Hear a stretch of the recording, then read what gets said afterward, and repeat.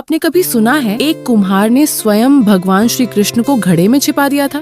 एक दिन गोकुल में नटखट कान्हा अपनी बाल लीलाओं से सबको खूब परेशान कर रहे थे। कभी माखन चुरा लेते तो कभी गोपियों के मटके फोड़ देते। आखिर मैया यशोदा क्रोधित होकर हाथ में छड़ी लेकर उनके पीछे दौड़ पड़ी। डरे हुए छोटे कान्हा भागते भागते एक कुम्हार की छोटी सी झोपड़ी में जा पहुंचे। वहाँ एक बूढ़ा कुम्हार मिट्टी के घड़े बना रहा था। जैसे ही उसकी नजर बालकृष्ण पर पड़ी, वह भावुक होकर उनके चरणों में झुक गया। कृष्ण ने जल्दी से कहा, कुम्हार बाबा, मेरी मैया बहुत क्रोधित है, मुझे कहीं छिपा लो। कुम्हार ने तुरंत एक बड़े घड़े के नीचे उन्हें छिपा दिया।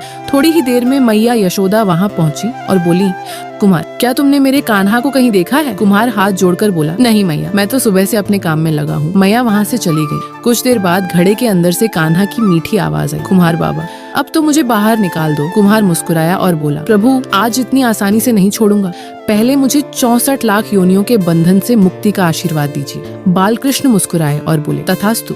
लेकिन कुम्हार की भक्ति यहीं नहीं रुकी। उसने कहा, प्रभु, मेरे परिवार पर भी कृपा कर दीजिए। भगवान ने तुरंत हाँ कर दी। फिर कुम्हार बोला, मेरे बैल भी दिन रात मेरी सेवा में लगे रहते हैं, उन्हें भी अपने धाम में स्थान दीजिए। कृष्ण फिर मुस्कुराए, उन्हें भी मुक्ति प्राप्त होगी। अंत में कुम्हार हाथ जोड़कर बोला, प्रभु, जो भी श्रद्धा से इस कथा को सुने उस पर भी आपकी कृपा बनी रहे। कान्हा उसकी सच्ची भक्ति से इतने प्रसन्न हुए कि उन्होंने यह वरदान भी दे दिया।